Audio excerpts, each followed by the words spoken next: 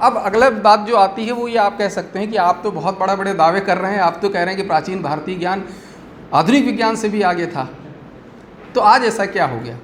हम क्यों नहीं जान पाए, हम क्यों नहीं समझ पाए? क्या लगता है आपको कि हम क्यों नहीं समझ पाए? अगर अब इतना विज्ञान था हमारे यहाँ तो आज क्यों ख़त्म हो गया, हम क्यों नहीं जान पाए? कोई अपने विचार रखने चाहेंगे, इसमें बताएंगे कुछ कि क्यों नहीं जान पाए? क्या कारण लगता है आपको कि हाँ, एक कारण तो ये कि पढ़ नहीं रहे हैं, उससे भी महत्वपूर्ण कारण है कि हम क्यों नहीं पढ़ रहे हैं। एक जो सबसे इम्पॉर्टेंट कारण है वह है ये कि हमारे ज़्यादातर नहीं, सारे के सारे ग्रंथ संस्कृत भाषा में लिखे हुए हैं और वर्तमान समय में हम संस्कृत भाषा से दूर होते जा रहे हैं। संस्कृत तो छोड़ दीजिए, हिंदी से दूर होते जा रहे हैं। सभी बच्चे शुरू से इंग्लिश मीडियम स्कूल्स में पढ़ते हैं, हिंदी शब्द ही उनको ठीक से नहीं समझ में आते हैं। मैं कई जगहों पे जाता हूँ व्याख्यानों में, तो मेरे से बाद में लोग बोलते हैं कि बहुत कठिन हिंदी थी आपकी सर, वो इंग्लिश में होता तो ज़्यादा अच्छा रहता। ऐसा कई लोग बोलते हैं। हो सकता है आप लोग भी इंग्लिश मीडियम के हों, आप लोगों को ऐसा लग रहा हो, परंतु ऐसा है नहीं। मैं सामान्य हिंदी बोल रहा हूँ, मैं अभी क्लिष्ट वाली हिंदी में तो गया ही नहीं हूँ। तो सामान्य हिंदी तो वो इतनी हमको आनी ही चाहिए। और हिंदी में बोलना स्पिरिचुअलिटी के बारे में, खासकर एंशिएंट इंडियन विजडम के बारे में, प्राचीन भारतीय ज्ञान के बारे में अनिवार्य है। क्यों अनिवार्य है? क्योंकि जो शब्द मैं बोलूँगा, जिन शब्दों की मैं बात करूँगा, उनके कोई इंग्लिश शब्द होते ही नहीं हैं, तो मैं वो वहाँ बोल ही नहीं सकता। माया का कोई शब्द नहीं इंग्लिश में, गुरु का कोई शब्द नहीं इंग्लिश में, धर्म का कोई शब्द नहीं इंग्लिश में, चेतना का कोई शब्द नहीं इंग्लिश में, तो कैसे बोलेंगे? वो शब्द हमको बोलने ही पड़ेंगे हिंदी भाषा में। और नहीं तो फिर ऐसे ही होगा कि आप जो लोग बोलते हैं कि फॉर्क से अगर आप खीर खाने की कोशिश करें तो कितनी भी कोशिश कर लें, कुछ ना कुछ छूटेगा। तो यदि हम इंग्लिश में बात करने की कोशिश करेंगे स्पिरिचुअलिटी को, तो कभी भी एक्सप्लेन नहीं कर सकते। तो हमारा संस्कृत भाषा से अलगाव हुआ और इस कारण हम बहुत सारी चीज़ों को नहीं समझ पाए। अमेरिका में एक ट्रफल्गर इंस्टीट्यूट ऑफ साइकोलॉजी है, वहाँ के प्रोफेसर थे डॉक्टर लॉरेंस लीशान। उन्होंने एक एक्सपेरिमेंट किया।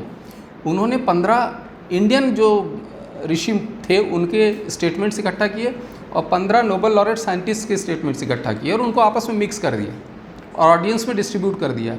और उनसे बोला गया कि आपको सिर्फ ये बताना है कि इसमें से कौन सा स्टेटमेंट किसी ऋषि का है, भारतीय ऋषि का, और कौन सा स्टेटमेंट किसी नोबेल पुरस्कार विजेता वैज्ञानिक का है। आपको जान के आश्चर्य होगा कि कोई भी ये नहीं बता पाया कि इसमें से कौन सा ऋषि का है और कौन सा वैज्ञानिक का है। कितना साइंस रहा होगा। तो अभी हम जो बात कर रहे हैं कि हम क्यों नहीं समझ पाए, तो सबसे पहला है हमारा संस्कृत भाषा से अलगाव। संस्कृत भाषा सीखना बहुत ज़रूरी है। संस्कृत से समृद्ध, संस्कृत से विशाल और संस्कृत से ज़्यादा शब्दों वाली कोई भाषा दुनिया में नहीं है। जितने ज़्यादा शब्द, जितना विशाल शब्दकोश है संस्कृत भाषा का, उतना शायद दुनिया की किसी भाषा का शब्दकोश नहीं है। अब एक उदाहरण से मैं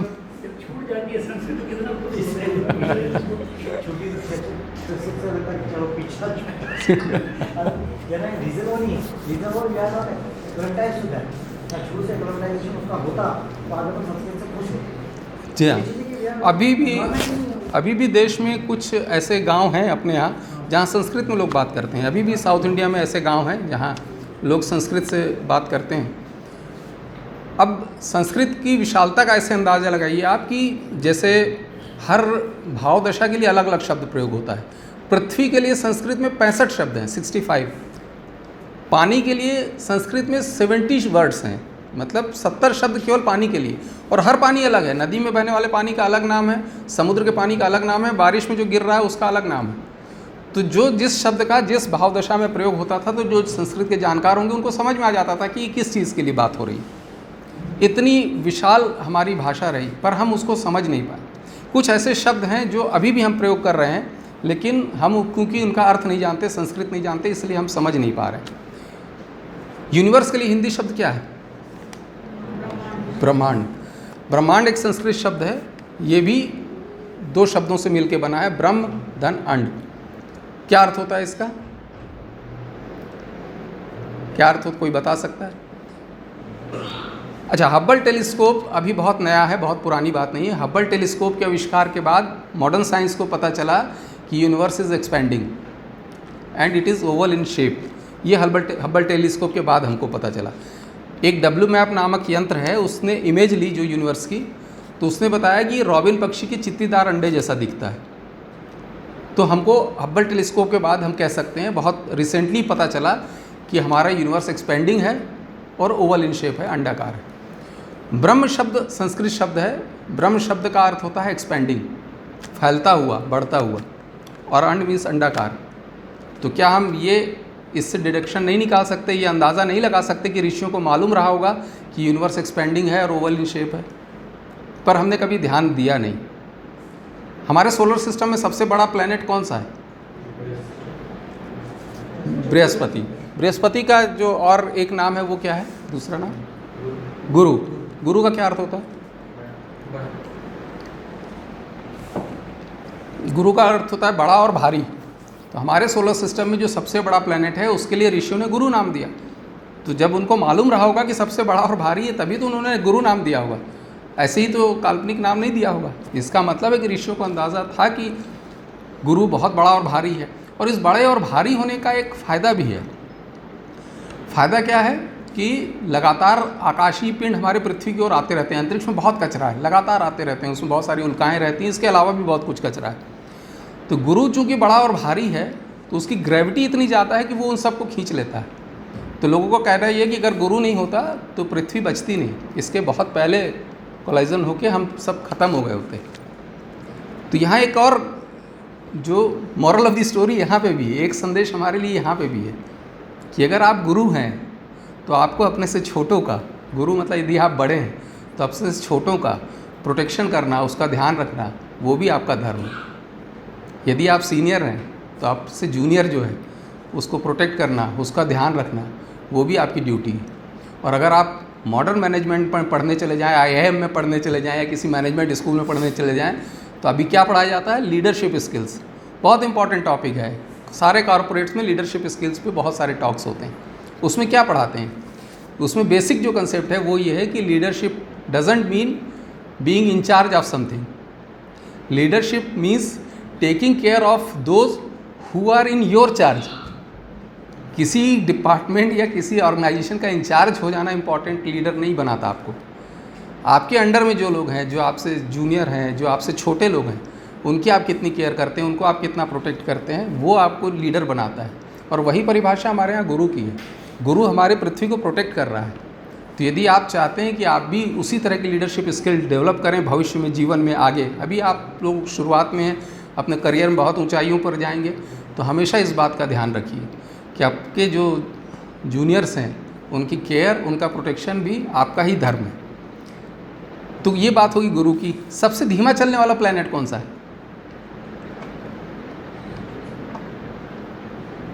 सोलर सिस्टम में। ये जीके क्वेश्चंस हैं, केबीसी में भी पूछे जाते हैं और आजकल बच्चे भी छोटे छोटे बताते हैं। शनि है सबसे धीमा चलने वाला। शनि शब्द का अर्थ क्या होता है? शनय शनय चलने वाला शनि।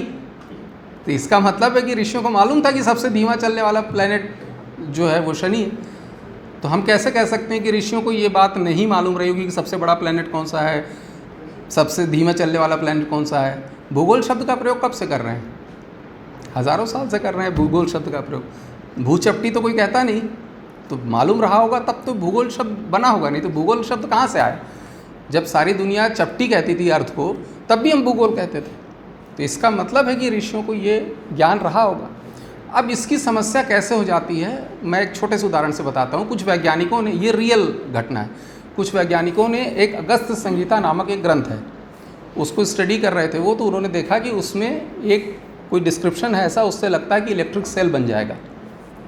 तो उन्होंने उसको कहा कि देखते हैं, कोशिश करते हैं बनता है कि नहीं। अब उतने पुराने ज़माने में कहाँ इलेक्ट्रिक सेल होता होगा, जो एक कंसेप्ट है हमारा, हम सोचते हैं। तो उन्होंने उसके सारे सामान इकट्ठा करने शुरू किए जो उस श्लोक में डिस्क्राइब थे। अब सारे करते करते उसमें एक जगह गाड़ी रुक गई उनकी। वहाँ पर एक इंग्रेडिएंट के रूप में लिखा हुआ था शिखी ग्रीवा। शिखी ग्रीवा का अर्थ होता है मोर की गर्दन। अब वहाँ गाड़ी रुक गई। मोर तो प्रश्न ही नहीं उठता हमारे देश में कि हम मोर की गर्दन का उपयोग कर सके, सवाल ही नहीं। सारा प्रयोग ठंडे बस्ते में, काम बंद। अब वो जो वैज्ञानिक थे जो उस टीम को लीड कर रहे थे, उनको एक बार एक संस्कृत के जानकार मिले। तो उन्होंने उनको बताया कि ऐसी ऐसी प्रॉब्लम आई और इसलिए हमारा प्रयोग बंद हो गया, अब ये हम कर नहीं सकते, इसकी अनुमति ही नहीं है हमारे देश में। तो उन्होंने कहा कि आपको संस्कृत आती नहीं, इसलिए आप फंसे हुए। शिखी ग्रीवा के और भी अर्थ होते हैं। शिखी ग्रीवा का दूसरा अर्थ है नीला थोथा, कॉपर सल्फेट। क्योंकि वो मोर की गर्दन जैसा भी दिखता है। आप कॉपर सल्फेट यूज़ करके देखिए बनता है कि नहीं बनता है। उन्होंने कॉपर सल्फेट यूज़ किया, उससे इलेक्ट्रिक सेल बना और उससे बिजली भी प्रोड्यूस हुई। और अभी भी देश में कई यूनिवर्सिटीज़ में वो रखा हुआ है स्पेसिमेन बना के, जिससे लोग देख सकें। और आप इसको गूगल भी कर सकते हैं, इसको सर्च कर सकते हैं, आपको पूरा डिटेल डिस्क्रिप्शन उसमें पूरा मिल जाएगा। तो कितने पहले से जब इलेक्ट्रिकल सेल के बारे में हम सोचते भी नहीं थे, तब उस समय का वर्णन अगर है तो ऋषियों को ज्ञान रहा होगा। हम कैसे कह सकते हैं कि ऋषियों को ज्ञान नहीं रहा? तो समस्या क्या कि हम संस्कृत से दूर हुए, इसलिए हमारे बहुत सारे जो ग्रंथ हैं उनको हम समझ नहीं पाए।